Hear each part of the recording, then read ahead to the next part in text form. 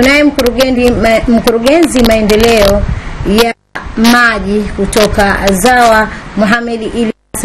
Karibu sana katika studio zetu. Lakini pia tunaye Maulid Hassan Khamis, huyu ni mkurugenzi operation kiufundi kutoka huko ZAWA. Pia karibu sana. Kubwa zaidi mtazamaji, tutazungumza kuhusu mradi wa maji jimbo la Kikwajuni. Jimbo la Kikwajuni kulikuwa kuna visima vinachimbwa, lakini kumetokezea stafahamu. Kwa hiyo leo ZAWA wamekuja hapa, watazungumza nini majukumu ya ZAWA kwanza na mambo mengine. Karibuni. Kabla hatujaenda kwenye huu mradi wa Kikwajuni, kwanza wanataka kujua ZAWA ina maana gani na nini malengo ya ZAWA? Mkurugenzi. Asante ndugu mtangazaji.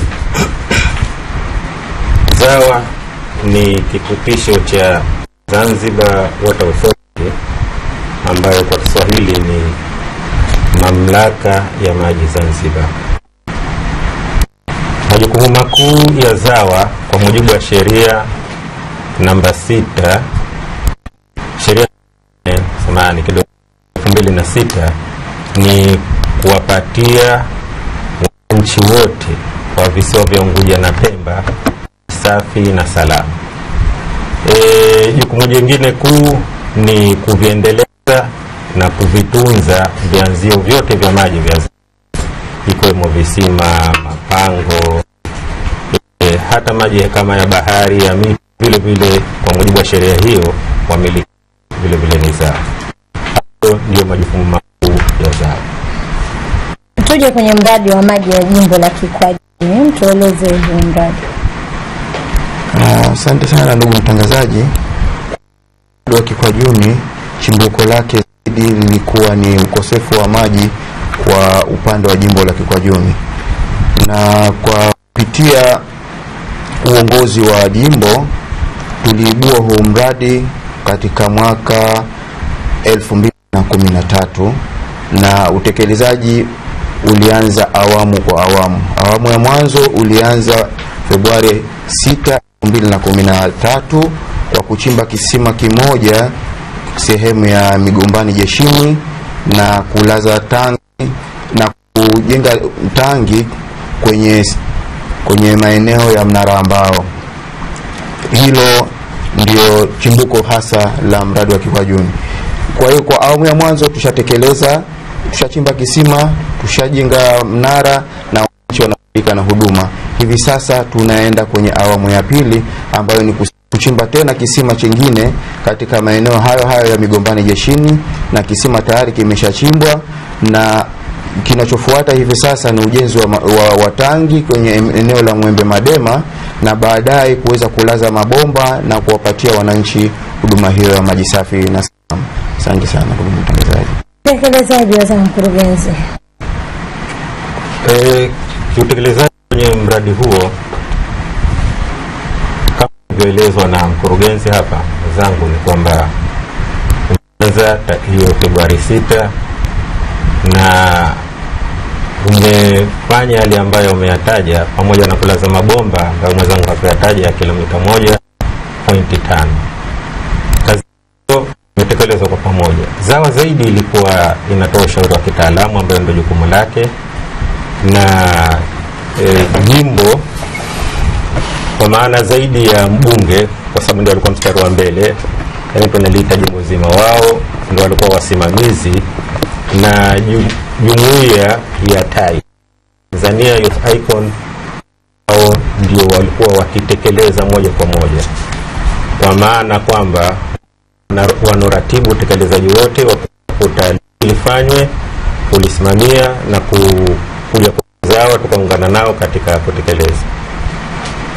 Harakati za nashukuru zimekwenda vizuri kuanzia hapo tarehe 6 kama ilivyotajwa hadi kufikia tarehe 18 mwezi wa 8 2015 ndipo mradi huo tulipofungua rasmi.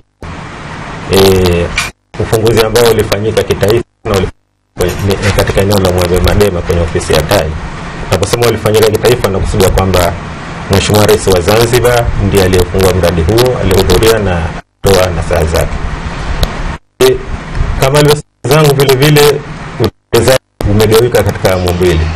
Awamu ya kwanza ndio ilifunguliwa tarehe 18, na awamu hiyo ilikusudiwa au imekusudiwa kuwapatia maji wananchi wa Kilimani na wananchi wa Migombani kwa awamu ya kwanza.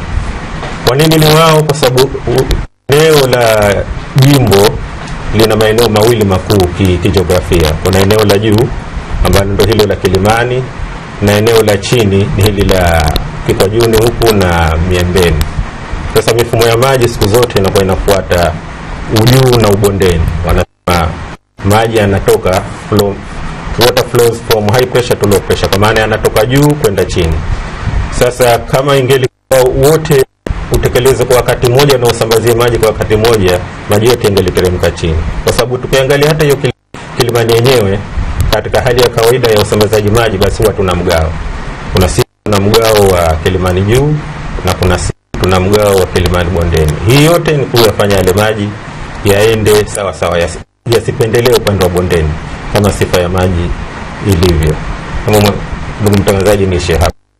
Mimi japo hapo tu mkurugenzi, kuna baadhi ya siku maji Kilimani yanakuwa hapatikani. Hiyo awamu ya kwanza ya tatu.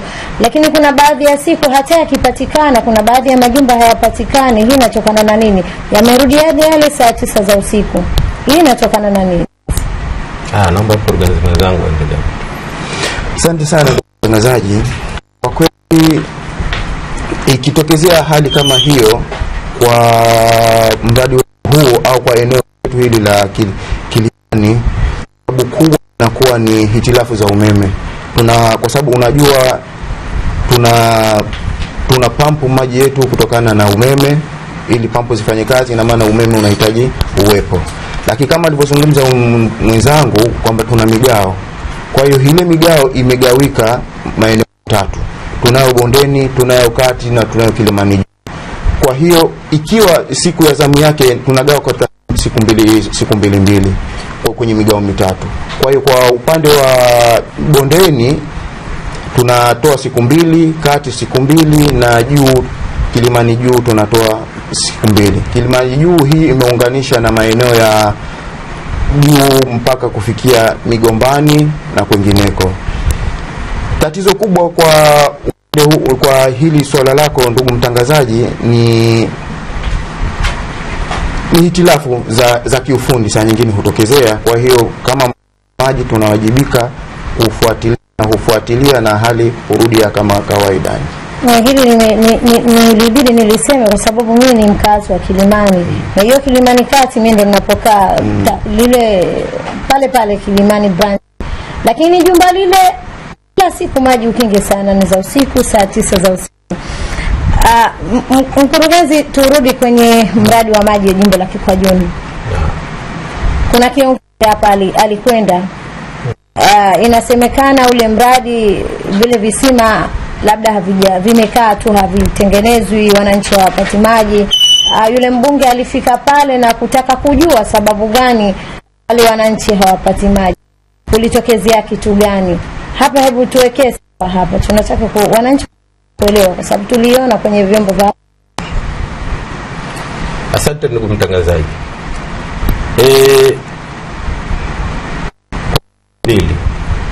Hali ya kwanza ni ya moja kwa moja ya mradi ambao kama tulivyosema mradi umetekelezwa kwa 1% tu, yani kuna 100%, kwa maana awamu 2 zimetekelezwa 50%. Kwa hivyo kuna maeneo yatakuwa kweli hayapati yale 50% iliyobaki.